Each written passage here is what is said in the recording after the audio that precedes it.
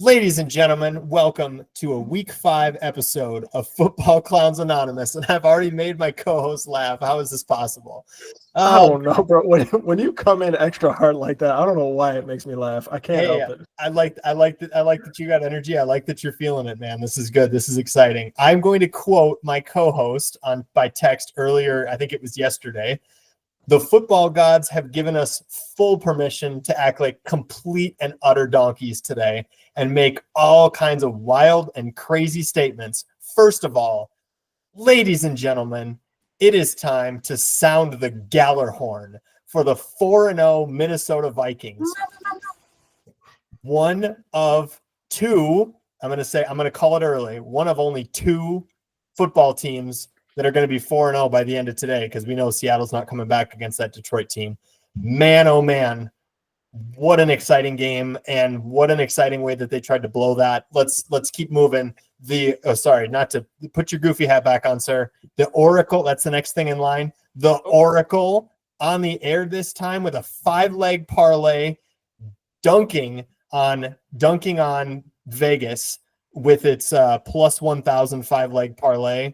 Kurtis, let's fucking go. Ren Smith, the Oracle, very much in their bag last week. Ren hitting on teasers, the Oracle with the 5-legger. Kansas City tried their hardest to mess it up with Patrick Mahomes taking out his own receiver. But, here we are making all kinds of money. This is why you guys listen to us for weeks like last week. Because last week, I'm pretty sure that put us pretty firmly in the black for the season. Until we mess it up over the next couple of weeks, I'm sure. Right, exactly. This is the ebb and flow that is Football Clowns, because this is the strategy that we're rolling with here, is that I'm going to try to hold some sanity with real sort of safe bets, and Kurtis is going to swing for the fences with those Oracle parlays. Who's swinging for the fences? Both of us are swinging for the The Oracle, sir. That's what I was. I'm sorry. The Oracle. You know what? I said the wrong thing. Kurtis and I will try to hold things down. Look at you. Oh man, just unhinged right now. I love it. It was an exciting week of the NFL. We have lots to talk about today, and lots to break down for an exciting week 5 as well. But very, very exciting. I will note that as we speak right now, Monday Night Football is happening. There's another exciting doubleheader. And I am about to get the week 4 blade in my guillotine league that I'm playing in. So that's what I get for taking Breece Hall at pick 3, which I wouldn't have taken anybody else. But the Jets just coming out and falling completely flat in that game. Weather doesn't help. No. Yeah. But to lose to a team where the quarterback threw for 60 yards. Yikes. Makes me excited to play. If only my favorite team was playing that team in London next week. Oh, wait, we are. Other than the problem is that Aaron Rodgers is a Viking killer, and I'm a little worried about that. That's an old familiar foe. So that's it. He's never had to play Sam Darnold. He's never had to play Goat Darnold. After 4 weeks. And this guy's going to the Hall of Fame? You're kidding. Right next to Baker Mayfield? Yes, sir. Okay, Baker Mayfield might actually be the GOAT, though. And I don't say that. I don't say that with any joy in my heart, being an Eagles fan. But Baker, I'm that motherfucker. Mayfield is definitely going to the Hall of Fame, right next to Sam Darnold, bro. Because those two guys are balling out of control, and it doesn't make any sense to my brain in any form or fashion. I don't understand what's happening, but I am here for it. I love it. The chaos is going crazy. It is amazing. And the revival, good for these. Honestly, good for these guys. The revival of their careers, honestly, because they were in pretty rough spots when they left their respective teams that they were drafted by, and they turned into journeymen. And here they are now, just, going crazy.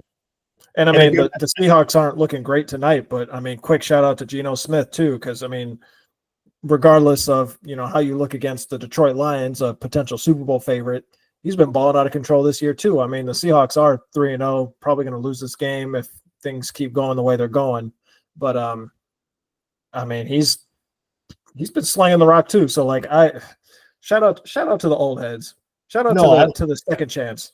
I like it. And I think it's actually kind of it's a blueprint of an unfortunate thing that we had happen last night with Josh Allen just falling flat in a road game. It's not to say that he's not playing well, but this game was set up for him to be Geno, and also in the case of Josh Allen last night was kind of just set up to be a kind of a shellacking, kind of a back down to earth type of game.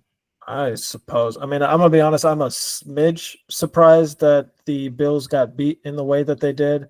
I mean, I guess if it was a close game, I don't think I would have been as surprised. But from the word go, from the first snap of the game, they were just behind, and it was that run by Derrick Henry, that 87-yard touchdown run.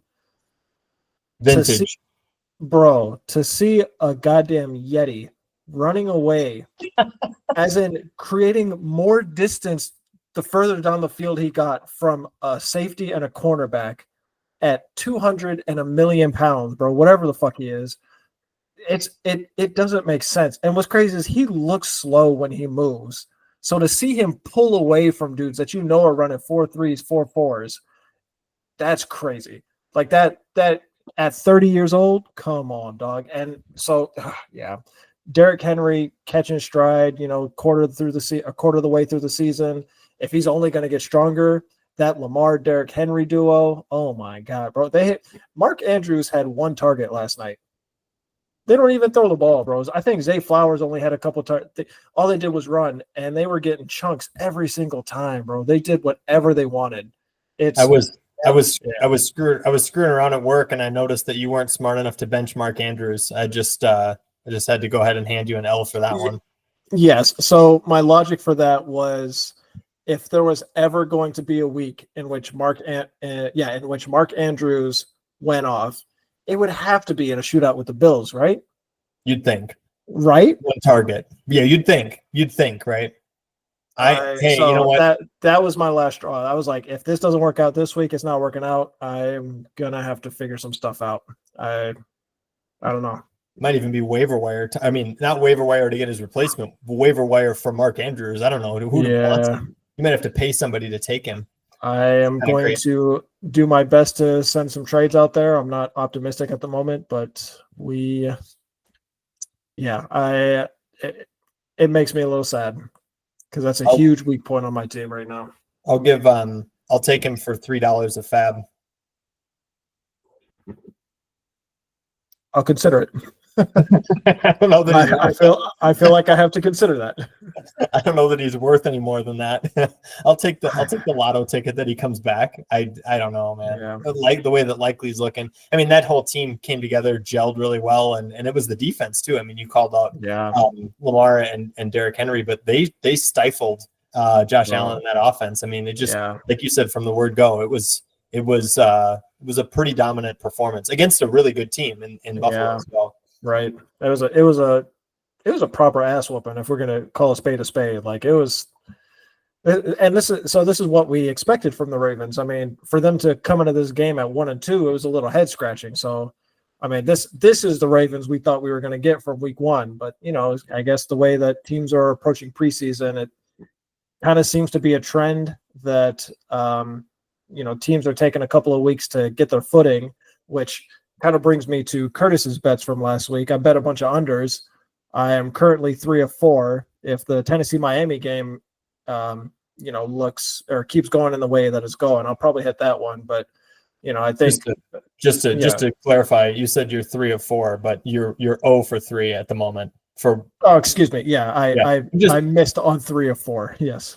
Yeah. I'm just making sure that you don't give the wrong impression that we're thank you. Good at this. Thank you. Yeah. Yes. Yeah. I'd hate for people to think we're competent. No. Only the Oracle. Kurtis, kind of a clown. Oracle, you pay attention to those bets. Those are the ones where you make money. Yeah, you lay asleep like a snake in the grass for a couple weeks, and then all of a sudden you blow up out of nowhere. That's how we're doing this. Got to. And of course, for all the scoring there was yesterday and kind of sort of today, I guess, in one game, the Bills Ravens over missed by half a point. Gotta love that.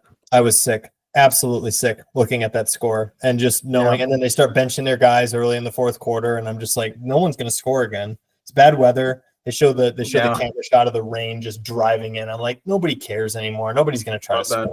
Nobody needs to. So yeah, that was hard. It was a 35-10 final score, and I took the over at 45.5. And honestly, I felt really good about that over. And I mean, if the Bills could do anything, you probably would have hit that. But yeah, that was a tough one. On a brighter note, the teaser legs were really good to me, like you said. And the Rams plus 8.5 and Vikings plus 8.5. Vikings won outright. The Rams lost by 6. That was actually a lot closer to missing than I thought it would. I thought the Rams were going to win that game outright.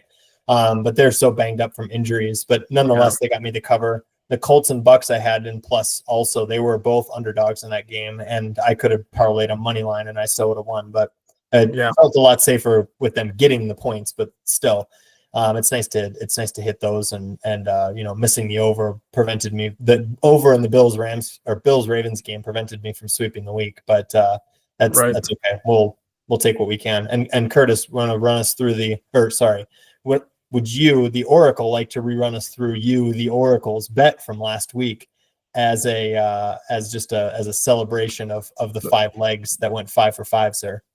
The Oracle would love to. The Oracle placed a bet, the 5-leg parlay, Giants plus 7.5, Atlanta money line, which I was looking at the box score for that game. That shit was crazy. Atlanta didn't score a single touchdown on offense. They didn't do shit on offense. Crazy.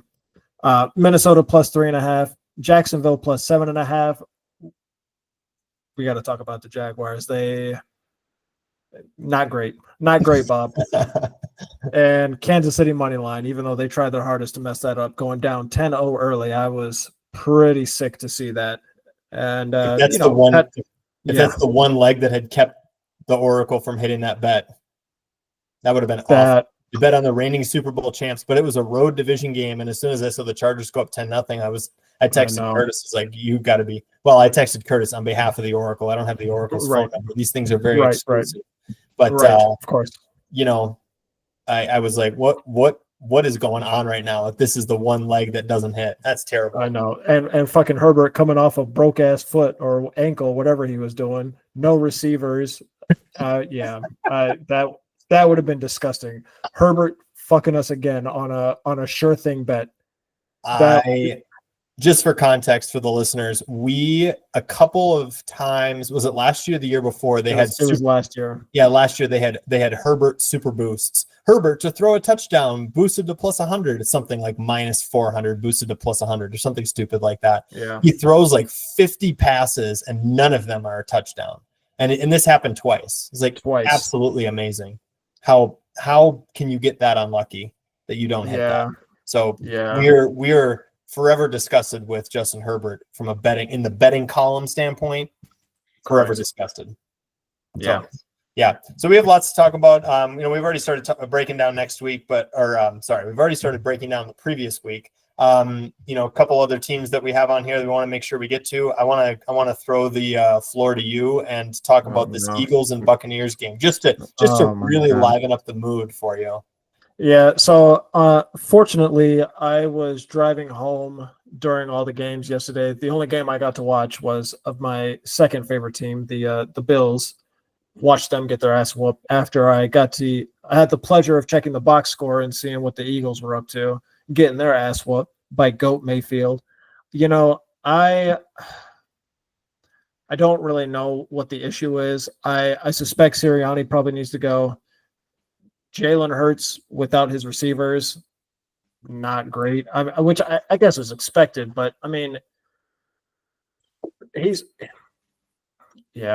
needs to play better. I mean, at some point, like, you need to be able to make up for some of the things you lack in other positions. As a quarterback, if you want to have any kind of playoff or Super Bowl aspirations, at some point you got to put the team on your back, dog. Like, to be considered a great quarterback, you got to handle that. Like Patrick Mahomes, the past 2 or 3 years, he's had Travis Kelce and who. So, and we obviously know what his resume looks like.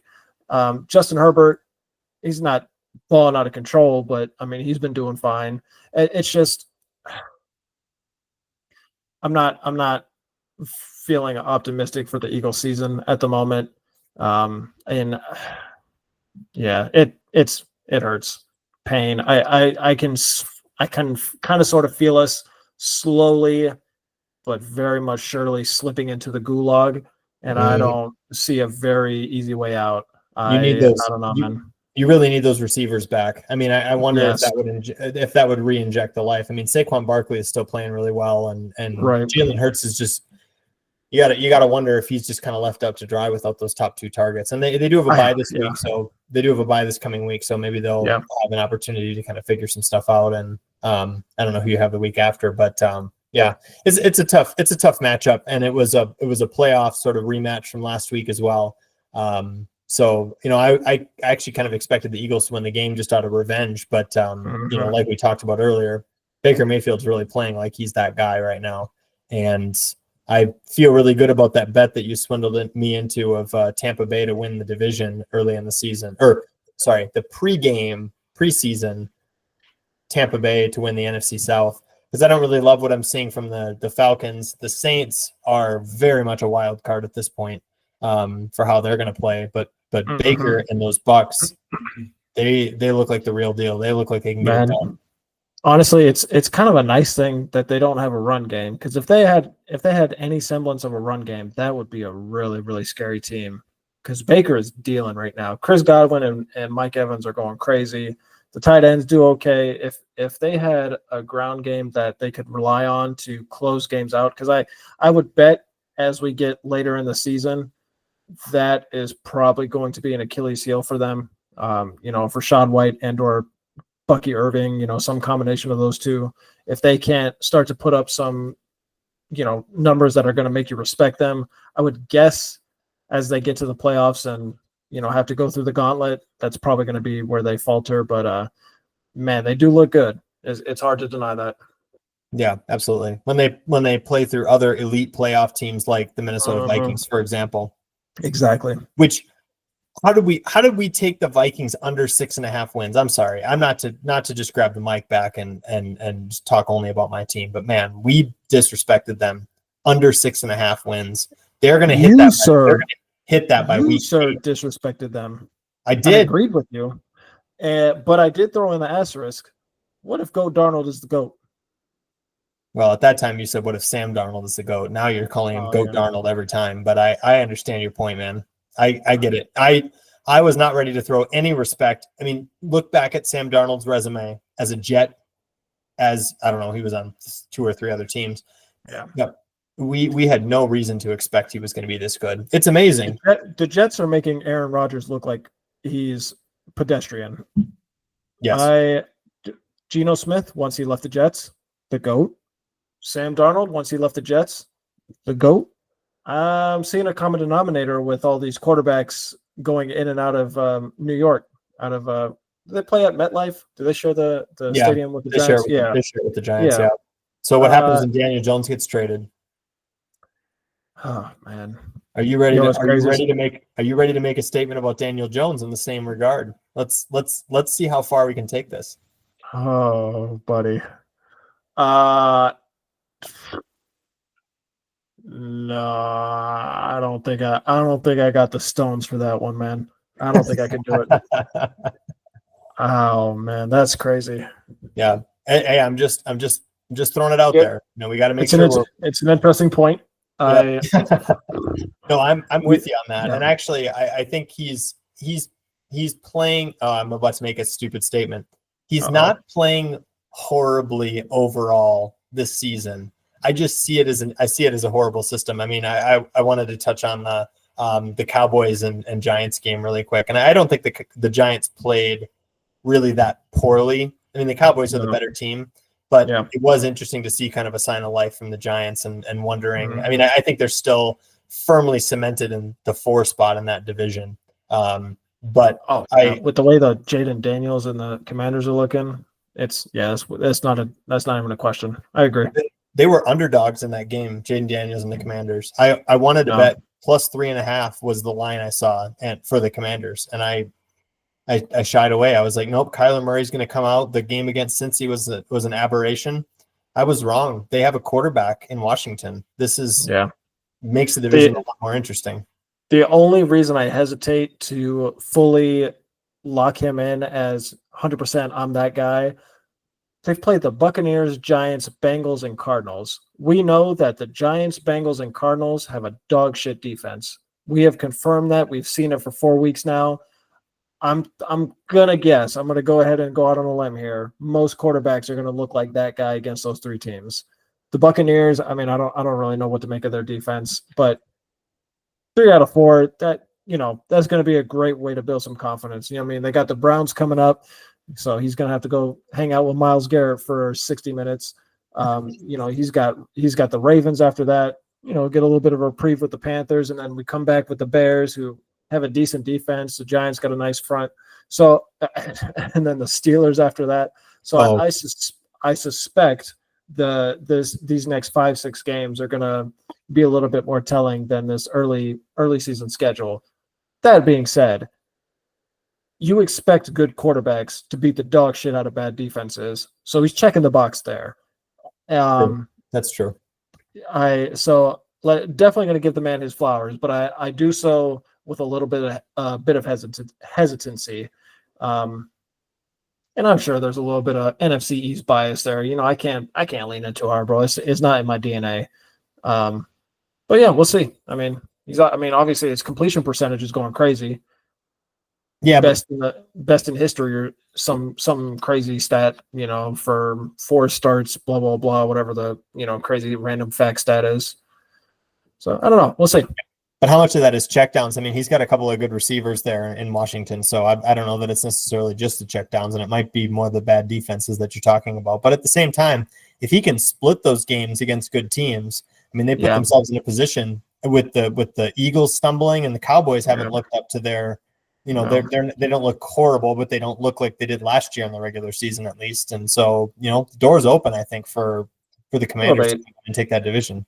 Well, they lead the division right now, so I mean, it's theirs to lose at the moment. So yeah, I agree. I mean, but they got to play those. But they got to play the Eagles and the Cowboys still a couple times a piece, and so that's that'll be the moment. We'll find out what he's really made of, I guess. Oh, shit, I mean, speaking of bad defenses, I mean, the Cowboys just got ate up by Derrick Henry and almost lost to Hot Dog Jones. Michael Parsons, I think, is dealing with something. He got a little bit banged up in that Giants game. I don't know what the severity of it is. The Eagles can't stop a nosebleed right now, so I don't feel like if I were a Cowboys fan or an Eagles fan, I don't really feel great about having to go and see that. So I don't know, man. It could get out of hand pretty quick if things break the right way for the young man. We'll see. Yeah, it's pretty interesting though. I mean, this is why we watch, right? Like we spent the offseason talking a couple times about predictions and win totals and over unders, and I think that actually makes it that much more interesting to watch these games play out and watch these teams sort of the sort of rise and fall that you see of these premier teams from the year before, and the sort of coming in of the new crop that you get a little bit every year. So it's interesting, and we'll have to see what happens. I'm excited to see what happens for them, and good for Washington for hopefully actually having a quarterback for once in the last, 30 years or something forever. like that. Yeah, I don't know what the fuck. It's been forever. It's pretty crazy. What do you make of the Steelers going down too? I mean, they played a road division game against the Colts, and it was a close game. Anthony Richardson got hurt. I actually haven't seen an update on what the severity of his injury is, but close game. And does it change your opinion at all about what you're feeling about Justin Fields and the whole Russell Wilson getting healthy again? And let me just to be totally put the whole story together. You were claiming that Russell Wilson gets healthy, Justin Fields is that guy, and Russell Wilson stays on the bench. Are we still feeling that after the game against the Colts? What do you think? So excuse me. So without having watched this game, I heard that Justin Fields made a couple of boneheaded plays. One resulted in a fumble lost, and the other boneheaded play, he was trying to do the exact same thing. So he still is making silly mistakes. However, he put up 300 yards and a touchdown through the air, carried the rock 10 times for another 55 yards on the ground for 2 more touchdowns. So I have to believe that without his, natural athletic ability, there is no way the Steelers are in this game, which is kind of a weird thing to think about for other reasons. But focusing just on Fields, that's not a bad stat line. I don't think that Tomlin is going to view his mistakes so harshly that he thinks there is a need for a change at quarterback. Because, the last time we saw Hot Dog Wilson, that boy was ass.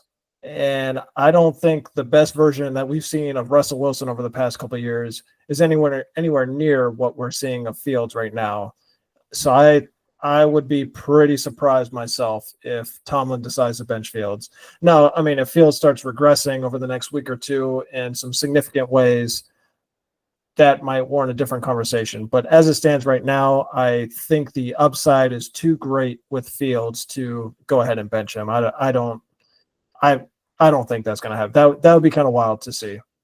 Yeah, I agree with that. I just was making sure that, or I guess I was just kind of probing that train of thought, because I did see those couple of boneheaded plays from him. And granted, I wasn't watching that game exclusively, and it was a 3-point loss, which is still respectable, especially in a road division game. So I wouldn't expect that this is the opportunity to just throw all the question marks in there. I just think it's a unique situation in that particular team where you really do have a fire under the starting quarterback's ass in most ways. More. Probably the most of any team right now that Bryce Young got benched, is now the sort of most tentative quarterback position, maybe. Or actually, I shouldn't say that, because we all know that Deshaun Watson is really on the hot seat right now too, which is another point that he continues to be the honorary, even if we're not going to mention him, he continues to be the honorary clown of the week, as long as he's still the starting quarterback of the Cleveland Browns. 100%. But it will be interesting to see what happens. I think the Steelers have who do they have? I thought I knew it was the Broncos, but it's not the Broncos, is it? Next week. I've got the wrong week. Yeah, no, they have Dallas. I'm sorry. So it would be interesting to see what happens. For some reason, I was convinced they had the Broncos this week, but I'm clearly wrong about that. What's crazy is I think they're going to tear the Cowboys up.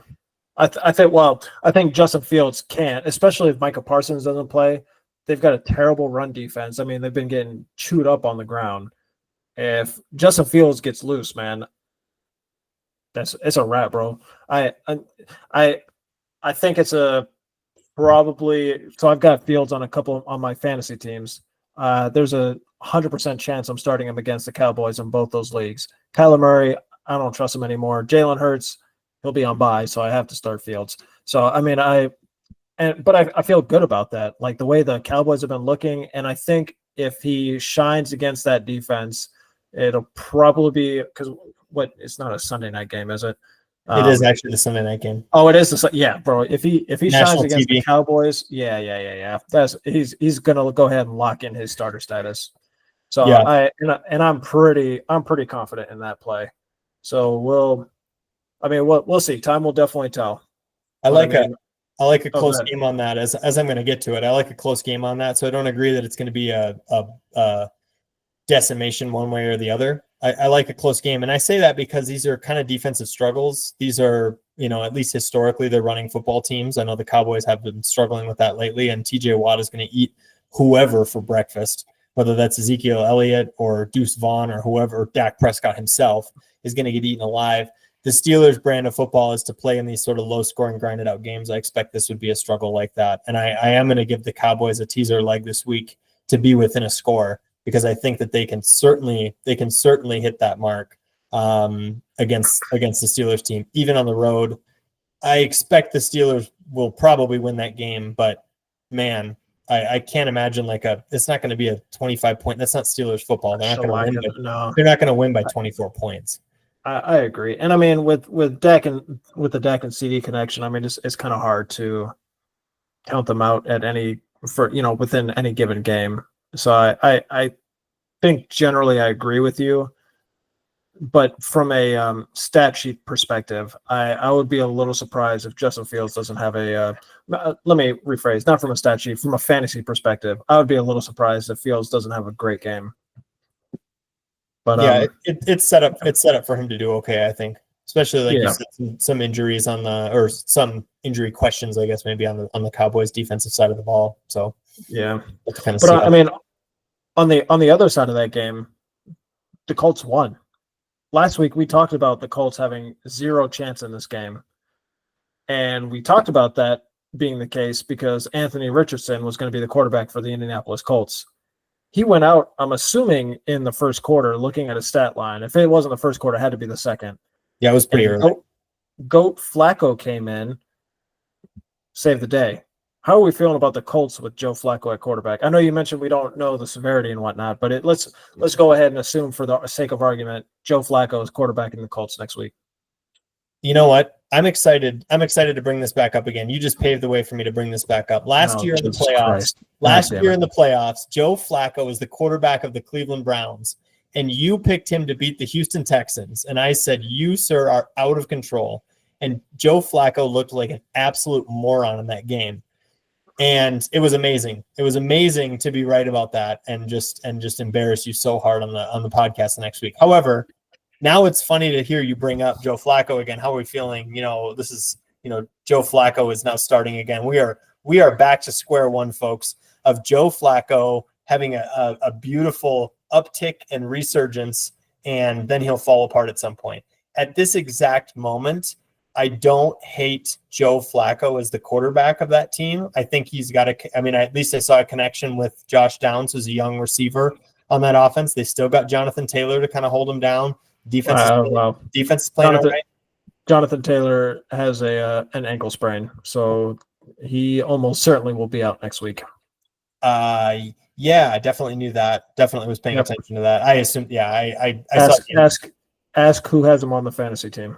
That's fair. I actually have him. I have him in one league, actually, I think. Okay, well that's not great, obviously, but we'll kind of see how it plays out. But I don't hate the opportunity for them, and they've got a game against a road game against Jacksonville next week, and that's a very winnable game for them, especially with you got some veteran leadership. You don't have to throw fire. You don't have to make fireworks go off anywhere, kind of thing, to win that game against kind of a reeling Jags team. So I don't hate the setup for them at this point, but I'm curious if you agree in that game. I do. Well, for that game specifically, Colts Jaguars, I don't know what to make of that game, to be quite frank. I mean, the Jaguars have been just a shit show all year. Oh man. I mean, it's a division game, so I picked them to win. I gave them the 21-20 excuse me, the 21-20 scoreline. So I picked them to win with no confidence. I don't know, bro, because like you said, it is Joe Flacco. Despite my reserved optimism for him, it is Joe Flacco. He is older. He did make Michael Pittman and Josh Downs look really good last week, the Jaguars defense isn't great, but without Jonathan Taylor, in the backfield, I don't know if the offense has that same spark. I don't know, bro. It's a game from a betting perspective. It's definitely a game I would personally stay away from. And I respectfully disagree, only because I agree with you that it's a coin flip type of game, and it's kind of I'm not really sure what to make of this game.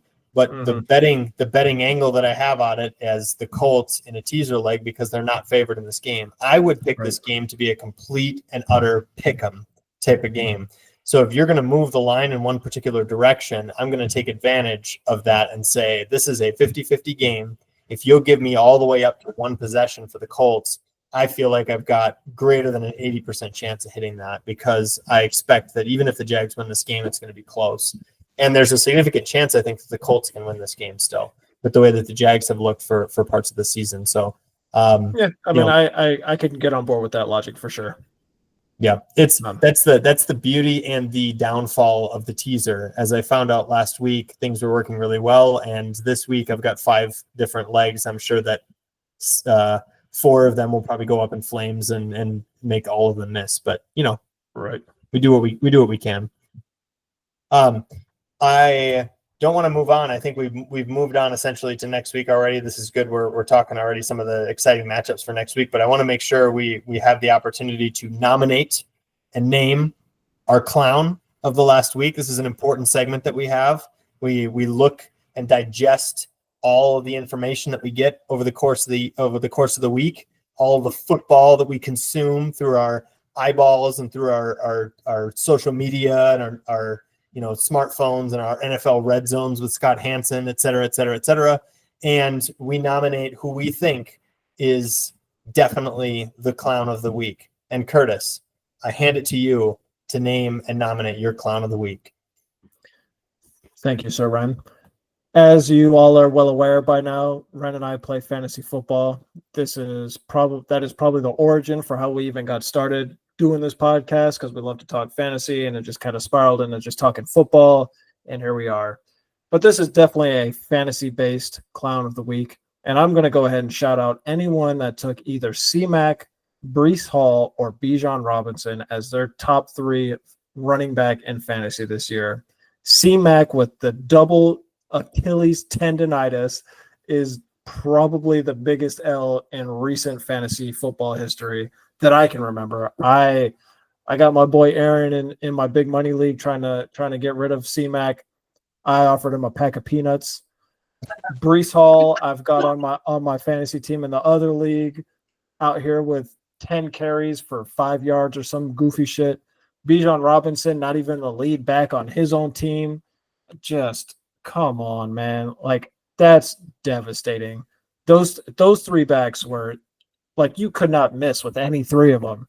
And just not a great week for those 3. And you missed with all 3. Just like, how is that even possible? Breece Hall losing touches to Braylon Allen, the rookie. Tyler Algier, I kind of sort of understand because he's shown it. But the rookie? Come on, man. And, maybe we could throw that game out because of the weather. I don't know. But he's kind of quietly been cheating towards a 50-50 timeshare, maybe a 60-40, whatever. But that's not what you drafted. You did not draft a 60-40 timeshare backfield in New York. That's crazy. For Breece Hall, the sole reason the Jets had any kind of life on offense last year, that's I don't quite understand what's going on there. I don't know if Robert Saleh is a good coach. I can't quite tell. He seems to be liked and respected, but I don't know, bro. Like, that makes no sense to me. Here's the next version that you're looking at it. The next version of the Sean Payton and Russell Wilson situation of whose fault is it kind of thing. Is it the coach or is it the quarterback? Right. Oh yeah. At this point, it's like you said, it's hard to tell. Honestly, when a team gets in that situation, you got to fire one of them and then try to find out and hope that you pick the right one. And I know for a fact Rodgers is going to win that argument because it's Aaron Rodgers and they want to keep him around for another year or two. And let's not do anything to upset Daddy Rodgers. Robert Saleh has already shown his incompetence for the past X amount of years. It's a lot easier to get rid of him than getting rid of the guy that you mortgaged your entire franchise's future for.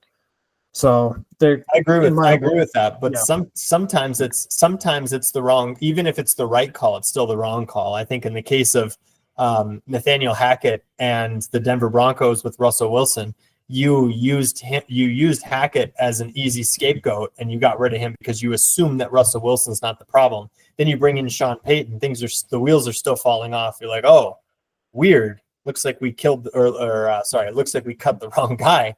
But I agree with you. You can't, even if you think that it's the other way, you can't get rid of the guy that is the right guy. And you're, at least in your heart of hearts, you believe with all your heart that that's the right guy. Rodgers, I agree with you. They can't get rid of him. You can't just throw him to the wolves at this point. He's got a Super Bowl. He's had a stint for 5+ years of being a top 3 quarterback in the NFL consistently. You hang on to him. Of course, he's old, washed up, and he's going to have to play the Vikings this week in London. And I certainly hope that if Harrison Smith either sacks him or picks him off, ... fill in the blank for me. What are we putting on this? Football Clowns Anonymous YouTube page? Am I jumping into a lake of excitement? Like what am I doing? Because I really want to see 22 just one last time, and it's going to be the last time because Harrison Smith is like 57 years old and Aaron Rodgers might be 60. He's definitely applying for AARP regardless. How what am I going to do? I haven't decided yet, but if you got any ideas, I'm all ears. Of course I've got an idea, sir. I think that would signal the birth of the segment that I've been trying to get onto this podcast for the past 4 weeks. That would be the rendition. That would be the birth of. All that right. is where Ren takes one celebration from the NFL that he saw this past week and recreates it live on the stream, live on video. For all of you viewers to witness. I can tell you right now that nobody wants to see me try to gritty because it would be an absolute embarrassment. No, I know you do, but that's because you want to roast me for the rest of time and you want to be able to snip it out of YouTube, a clip of me grittying and use it as blackmail for the rest of my life, sir. This is for the fans, Ren. This is for the fans. You don't want to see this. The fans will uninstall YouTube. It's not for the fans. They will run, sir. It's a horror. But Justin Jefferson did do the gritty this last week, and it was a very fulfilling, rewarding experience. That touchdown catch was fucking nasty. It was awesome. I saw that highlight. I was like, oh, that boy is a demon. That's crazy. You can't do that to people, bro. It doesn't even matter. You can cover him. You can cover him perfect. It doesn't matter. It was perfect coverage. I was like, bro, how do you do the turnaround one-handed, kind of sort of off my chest, but not at the same time? I was like, oh my goodness. Oh, he bounced it off his chest, but it was a controlled bounce off his own chest to secure that ball. It was amazing. It was absolutely amazing. And yeah, that was the moment I had a feeling it's like this week on the podcast, there's gonna be some chaos. Yeah. Speaking of disrespecting Rodgers, though, shall we move on to your clown of the week, sir? Well, I've kind of already covered my clown of the week, but just to make sure that let's reiterate. Yeah. Let's make sure it's wide in the open. My clown of the week is Rodgers and the Jets because they couldn't win a home game against the Denver Broncos. Absolutely wild to me. I don't care. You know what? They got the weather. They've got it doesn't even matter to me. How many yards did you say Bo Nix threw for? It doesn't matter. I was just going to say, let's go ahead and reiterate 60 yards, sir. 60 yards of passing from a quarterback. I understand. Yeah, you got a great defense. You held the Broncos to 10 points. Good for you. Score 11. What is wrong with you? Like, I don't get it. So anyway, they like you said, they mortgaged their future for Aaron Rodgers. Something's not clicking. Something's bad in the water in New York right now. And they gotta fix that if they want to have any chance. But I feel really good about my under 9.5 wins for the Jets, especially because I think this could get ugly for them this week in London against the Vikings. It's a neutral site game, but there's the whole travel and jet lag and all jet lag. Nailed it. Yeah, I didn't plan that out, but I'm glad I didn't because it would be worse if I did. So anyway, we'll see. But until further notice, or not until further notice, but at least at this exact moment, you had the Broncos played a good game. They stunned the Tampa Bay Bucks, but you could make that an aberration if you're the Jets. You come out and you show them who's boss and you put them back into their place as a team with a rookie quarterback that's struggling. They failed completely. I still think the Broncos are struggling overall. I mean, in general, I'm okay with what I see from them and they have a chance to be okay this year. But I still don't necessarily love what I see from them. I just really hate what I saw from the Jets if I'm a Jets fan. So just to cover all the bases, that's where I'm at for this week. Yeah. So I think in summary, if I may be so bold, I think what you're trying to say is fuck Aaron Rodgers and the Jets. I think that's what I heard. You said a lot of words, but I think that probably sums it up quite nicely. Let me make this very clear. Fuck Aaron Rodgers and the Jets. Let's fucking go, bro, because the Vikings are 4-0. That's why. Let's fucking go, Ren. I'm sorry. You said 4-0? It's weird because I thought I heard 5-0 after this game with the Jets. Oh man, you know what? I'm happy for you. I don't know why I'm happy for you because both my teams are well. The Bills are looking okay, but the Eagles are a dumpster fire. But I'm happy for you, Ren. You guys deserve this. Vikings fans deserve this. I don't think it's going to amount to anything because you have a playoff season to go through, and let's we're only a quarter of the way through, but this is kind of fun. The Vikings It is. being good, kind of fun. It is. I absolutely love it. I mean, I like it from I to be honest with you, I'm a closet Bills fan too. I want the Bills to do well because they haven't won a Super Bowl before, and Right. I, for the same reason as the Vikings being good, it's fun to see a team that doesn't, as an objective NFL fan, it's fun to see a team that most people don't hate that is expected to do awful and ends up, Right. having some success. Like the Chiefs are Right. 4-0. Yawn. Sorry, but Yeah. yawn, right? The Seahawks, at least last I looked, I quick peeked and they were down by 2 touchdowns still. They scored a touchdown, 1 for 2. I think they're reviewing the 2-point attempt right now. Oh, very exciting. That's an interesting analytics play. They say to always do that, but yeah, it's an interesting analytics play. But anyway, I think it's going to be interesting, and it's going to be interesting to see if we can win that game. Mm-hmm. We did have a 2 years ago. They did not get it. They did not get it. They didn't get it. All right. Well, no. Now you got a 2-point second time to tie. We'll see what happens. Yeah, and I realize here too that we've been talking for a long time. We got a couple of interesting games that we want to quick fire through here really quick. I already talked about Vikings Jets a little bit. I'll just go quick on this. Vikings and Jets are playing in London on Sunday. Kurtis has the Vikings winning in a shellacking 27-13. I've got the Vikings winning 20-23. The only reason that I'm keeping it close is that Rodgers has a familiar foe against the Vikings, and he's comfortable and confident playing against us. I've seen him time and time again lay waste to us. It's hard for me to pick this to be much more of a convincing win than that. But so I'm just going to go ahead and pause you there because you must have misheard what we were saying during the Clown of the Week section. If I may reiterate it, because third time's a charm, so it sinks in. Fuck Aaron Rodgers and the Jets. The Vikings are dog walking the Jets, bro. That's Goat Darnold and Justin Jefferson are going buck wild on the Jets. They're gonna be talking about Sauce Gardner. Who is that? A new pasta dish? What is that? What is Sauce Gardner? Fuck out of here, bro.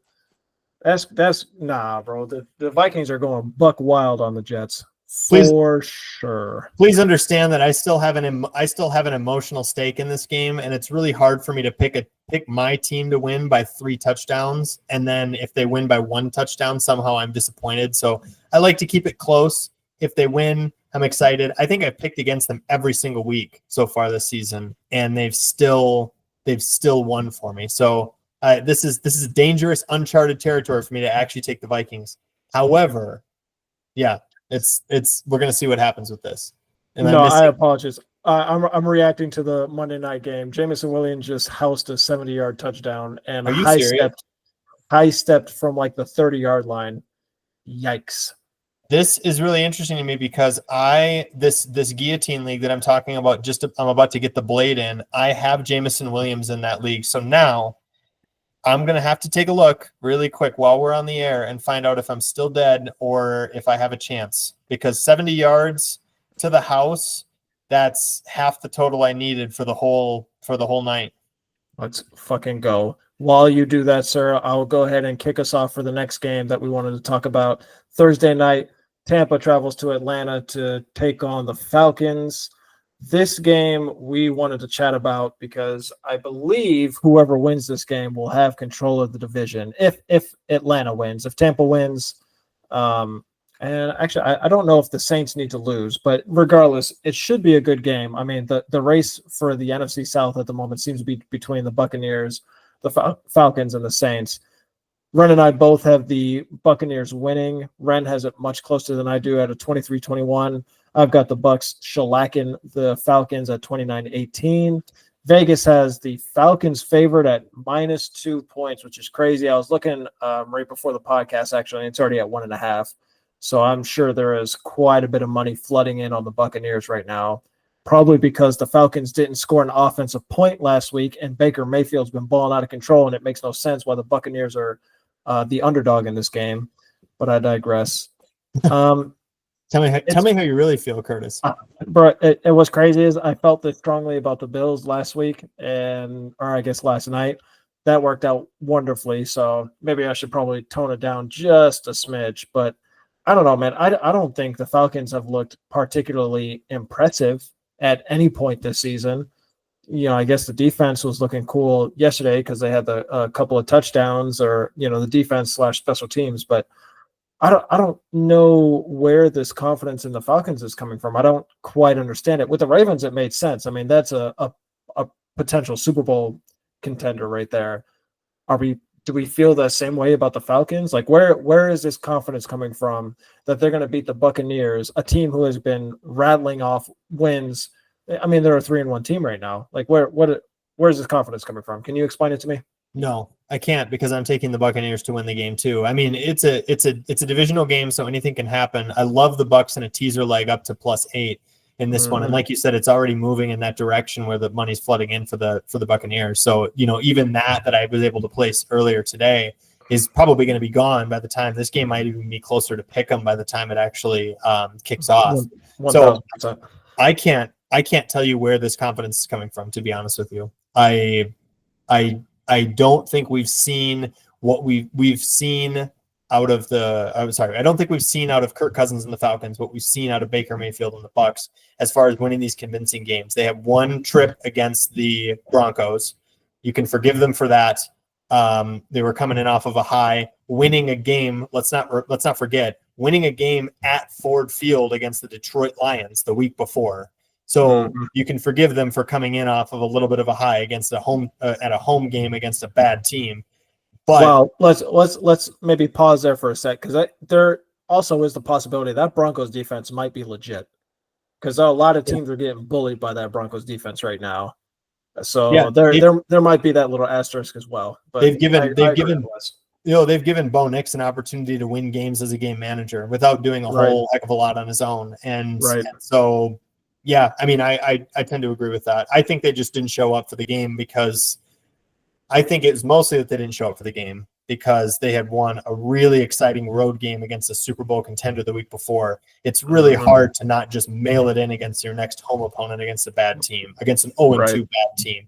I agree. They screwed that up. Regardless, you can forgive them for that. This Buccaneers team looks legit. The Falcons do not. They've won a couple games by the skin of their teeth. They do not look like a convincing. They're one Saquon Barkley catch away from being 1-3 right now, and like you said, they barely were scoring any points on their offense last week at home. Right. So I really like the Buccaneers in this game, at least to keep it close. Please don't let me down Baker Mayfield, but yeah, what have we seen from the Falcons so far that would go against our preseason prediction of them just being kind of an average to okay-ish team? That's where I'm at with them right now. Sure. Yeah, I want to give you an opportunity. We talked about the Bills a whole bunch. I'll let you start with the Ravens and Bengals. I know you're excited about this one. I just think it's going to be a fun game, man. I mean, we both got the Ravens winning. You have it again as a tighter contest. I know you like to keep the divisional games tight. You have it a 31-28 Ravens. I've got a 31-24 Ravens. Vegas has the Ravens favored by 2.5, over under 51 points. Love to see that. I would be very happy if we both have the over on that. It would be wonderful to see that. That would just be a really fun game to watch. With the Bengals being 1-3, I suspect they have already kind of lit their season on fire. I mean, that's a pretty sizable hole to dig out of to make the playoffs. But they are playing well. Last week they played like the Bengals that you expected. The Ravens are coming off an incredibly convincing win against the Bills. Obviously, we expect the Ravens to win, as we just said. But I don't think it's outside the realm of possibilities that the Bengals come in and upset the Ravens and keep both of these teams in the gulag and squandering any hopes or potential for playoff and Super Bowl aspirations. Because I mean, let's keep it real. I mean, the Ravens are only 2-2 right now. That's not a great place to be. If they lose 2-3, the Bengals go to 2-3. I mean, we don't count the Browns. I mean, they're 1-3 right now. But so I mean, if the Bengals come in and win this game, and both those teams go to 2-3, the Pittsburgh Steelers are at 3-1. We just said that we're not really confident that they'll win. Who are they playing again? Dallas. The Cowboys. Yeah. So it's They an could interesting win game. that game. They could win that game and be 4-1 and 2 games ahead on the AFC Right. North. Right. Oh man, that would be crazy. So I don't know.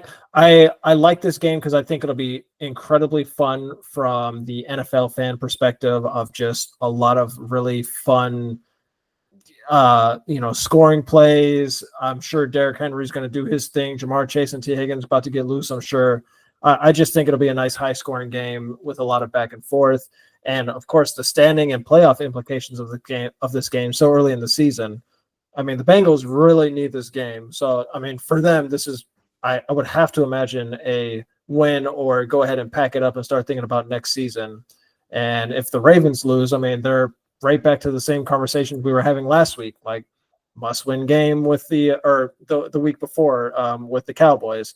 They have to win that game because if they don't, their season's ruined. Where do they stand now? Why is Lamar Jackson, blah, blah, blah.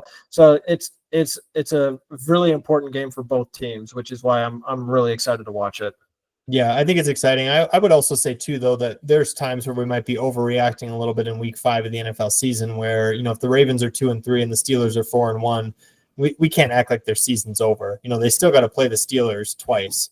Correct me if I'm wrong, they haven't played yet. So the fact is that they got opportunities to still gain that ground back. And we see a lot of ebbs and flows throughout the season and teams going on win streaks and tears. I mean, the Bills actually went on a tear at the end of last year and ended up somehow in the 2 spot Right. in the AFC playoffs. And so it wouldn't be too surprising to see teams rising and falling as the season goes on. But at the same time, you can't minimize the importance of these games because they can come down or they can be important for tiebreakers and Right. in playoff seedings later on, especially for divisional things. And I mean, if the Steelers run away with the division, which they could, we're talking about the Ravens or the Bengals potentially being wild card teams. That's kind of crazy to think after the Ravens were the 1 seed last year. So I know it's pretty interesting. And speaking of interesting games that could end up being shootouts, and I think you have it picked this way as well.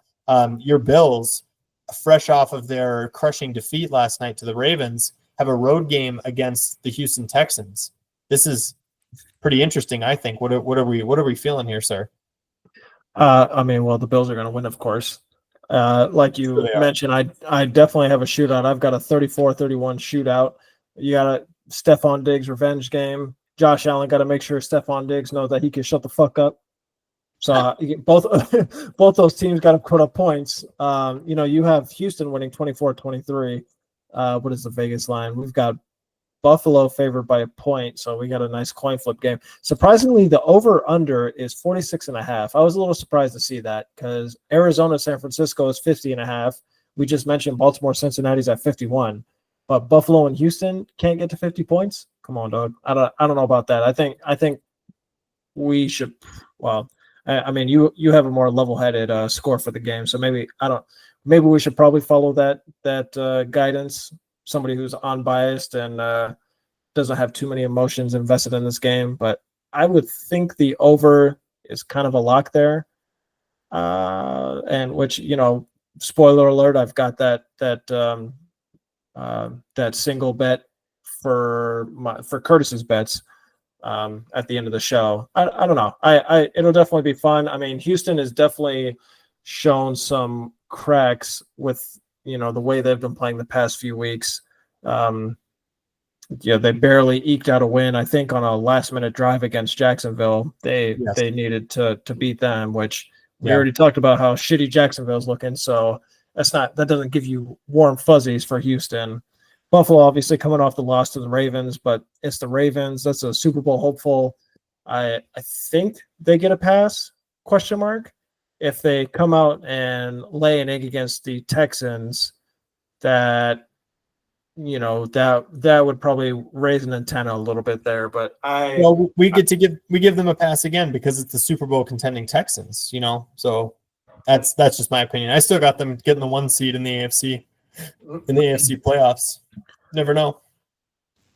And I mean, with the injuries, and which we didn't talk about, the injuries that the Chiefs are dealing with, it seems like that is definitely trending to be more realistic than not. So I can't really push back too much on that. Yeah. I kind of want to see if I've got a cash out value on that bet actually, because it was a plus 900 bet when I placed it. Granted, only a couple bucks, but still, I mean, yeah, it could end up being interesting. Yeah, I just have a level-headed prediction on this one. I think it's a close game. It's honestly is a coin flip for me who actually wins this game, and Vegas sees it the same way too. I am very excited about it from an NFL standpoint. I just think that it might be a little more the way that both of these teams are playing. I think you're going to expect kind of a conservative game where you try to kind of grind it out and win a safe and level-headed type of game rather than taking a lot of chances. We'll have to see. I mean, the Texans have almost blew it against the Jags. They lost big to the Vikings. The Bills just got their ass handed to them by the Ravens. So I would expect at least a slow start. You might end up with some fireworks towards the end of the game. Let's remember, I mean, the Bills the week before just put up 30 whatever points at halftime. By halftime on who were they playing last week? They were playing the Jags, so it's not like it's not a super impressive opponent to do that against. But yes, yeah, you're right. We can't ignore that. I like the over more than I like the under. I'm just right where Vegas is, and I can't play it. I'm glad that you are, because I don't have the stones to do it. But yeah, it's an exciting game. I'm excited to watch it from an NFL fan perspective, and I do think it does determine quite a bit, despite the way the Bills look last week. I think it does determine quite a bit in terms of the landscape of where the AFC playoff picture would be heading. Right. I agree. Yeah, there's definitely some huge seeding potential or implications for this game. For sure. Both at 3-1. Yeah. That's going to be a must-watch game. Yep, for sure. Well, I had some research results. I think we're running low on time here, so we can save those for another time when we end up with a little more time. And honestly, it's not like it's that super insightful. It's me going back to last year, and that's all just old shit anyways. We don't need to rehash that at this exact moment. But I wanted to throw out my bets for this week. I was licking my chops at all of the teaser potential for all of these games. There were a lot of games that were sitting in the 1 to 2, or actually right in the 2 range. In fact, I've decided I'm going to do something different this week. I'm going to do a round robin with teasers. I have 5 teaser legs. I like all 5 of them a lot. So I'm going to put all 5 of them and I'm going to match them with each other. It's a total of 10 combinations, and there's 50 cents on each of them. And if I hit 4 of them, we're up money at that point, and I'm fairly optimistic that we can do that here. Bucks +8 against the Falcons. We talked about how the Bucks will probably win that game. Bengals +8 against the Ravens. I think it's a close game. It's an exciting game. It's a division game, and the Ravens are getting points at home. So I always like that. The Colts have the Jaguars. Don't really like the quarterback situation with the Colts per se, but I still like that to be a close game. Raiders, we haven't talked about the Raiders at all. They're playing a game against Denver, another division game. I expect it to be close. I like the way that Denver, in general, I like the way that Denver looks, or at least the style, but that the style of play that they have right now is conducive for a close game. That's a low-scoring slugfest. I like Raiders +8.5, and then Cowboys +8.5 against Pittsburgh for exactly the same reason. Gun to my head, I'm probably taking Pittsburgh to win that game. However, this is a close game, and I don't think anybody's running away with it. So those are my 5 teaser legs. Again, every one of them is matched with every one of them, and let's pray that we hit at least 4 of them. 5 would be awesome. I like those legs a lot. When you put that together, that it just looked right. It felt right. I feel a lot of magic coming from those legs. So you're ready to go 2 and 3 on them then? Yeah, something crazy. Nothing crazy. No, I'm glad you like it. I'm just, I like the opportunity with where the lines are at. I'm actually curious to watch and see how they change before we get to kickoff time, but that's a kind of a side research question. So, but I'll pay. Yes, I had the same feeling looking at all the lines that DK put out, because I felt like they were pretty favorable in favor of the better. Early on at least. I don't know. I was a little surprised. But who knows? Maybe it's a trap. Maybe it's the Akbar special is what we might have just walked into. It's possible, very possible. And you, sir, have much like last week, you have the Oracle has a bet, and then Kurtis has a few points bets as well. Yeah, so I decided to stick with points, even though it's looking like I am. Well, let's see. I'll say Tennessee's running out the clock. It's 24-12, so I might hit on one of four of my points legs from last week, or point singles from last week. So wonderful success there. But we got to go with the points again. Why not? Let's keep it rolling. We've got Indianapolis and Jacksonville under 46 points. We just talked about the Jaguars being hot dog water. The Colts are coming in with Flacco, probably no Jonathan Taylor. I think it'll be a pretty ugly game is what I'm betting on. So we're going to go ahead and go the under there. You already know I love the Baltimore-Cincinnati game, the Buffalo and Houston game. We've got the overs in both of them. Baltimore-Cincinnati over 51 points. Buffalo-Houston over 46.5. I don't understand why that total is so low when some of the other high-flying games or the what's the word I'm looking for? The high visibility games, the big money games, the games with a lot of juice to them, are sitting at 50 points. However, I don't necessarily like that Arizona-San Francisco game. San Francisco would be the only reason that 50.5 point total is met, because the Cardinals offense has shown nothing over the past couple weeks to suggest that they are going to be able to score points on that Niners defense, especially if McBride misses another week. He's dealing with a concussion. I think that point total might stay a little lower. So those are the 4 points, or the 4 single bets that Kurtis is making. Hold on, let's go ahead and bring the Oracle out. Oracle has another 4-leg parlay this week, and we're sticking with the division theme.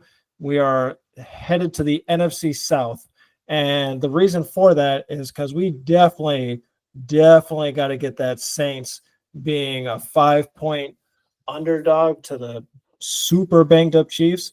I was sorely tempted to go ahead and take that New Orleans Saints money line, and I think I might take that off on the side in private, but the Oracle is wise and powerful, so he just went ahead and went Saints plus 7.5 instead. Played it safe. Buccaneers definitely taking the money line there, because they're definitely going to work on the Falcons. I'll be disgusted if they fuck that up. Panthers, I don't know how I feel about this one, but Panthers plus 7.5. This is more a bet against Caleb Williams to be able to build up a sizable lead against the Panthers. Andy Dalton's not the best quarterback in the world, but he's serviceable. He's a better option than Bryce Young. I suspect they'll be able to stay competitive in that game, at least within a touchdown. And I had to figure out a way to get Atlanta in there, so we went under 21.5 points. That was at plus 100. I think that's great value there, considering the offense put up 0 points last week. If the defense can't score 2 fluke touchdowns, I think that's a great bet. I mean, they barely scored 22 against the Eagles defense, which is hot dog water. We've already discussed that. So, I don't have the same faith in Atlanta that DK does. And so for that, they get the under on 21.5 points. And that rounds out the 4-leg Oracle parlay this week. Absolutely love it. Yeah, that's wonderful. I will say, just, for clarification, you do have the Bucks money line and the Falcons under 21.5 points. So I guess you kind of have the Falcons in there twice. However, right, at the same time, I like betting on failure in this regard, and I do expect that to not be that's not going to be the Buccaneers winning by, like a 30-40 type of game. Like that's not what that's going to end up being. So I like the Falcons to kind of flub around and show everybody and expose to everybody that this is the Buccaneers division, or at least it could potentially be the Buccaneers division this year. Right. So we'll see. All right. Exciting stuff. Thanks as always for taking us through those. And let's hope that the Oracle is a back-to-back phenomenon and not just a one and done type of flame out for us. Yes, sir. We can only hope, because it would suck if we kept losing money on all that. Oh, and we're going to do $1 on each of those. So the Oracle gets $1, and Kurtis is going to get $1 for each of those singles. Beautiful. Which I'm sure you assume that, but just for the listeners, of course. Of course, you keep swinging for the fences. I'm gonna try to hold us steady with the teaser legs as best I can. Yes, it's honestly it's a match made in heaven. This is what it's a yin to the yang. This is what we need. This is why we came together. This is why we came together. It's why we started doing this podcast, and it's why, after all this time just sitting here recording our voices, we figured out how to join forces and be the most effective tandem of all time. So we're gonna burn Vegas to the ground by the end of the season. That's right. I agree. All right, sir. Fun as always. Take care. Yes, sir. You too. Good luck to us.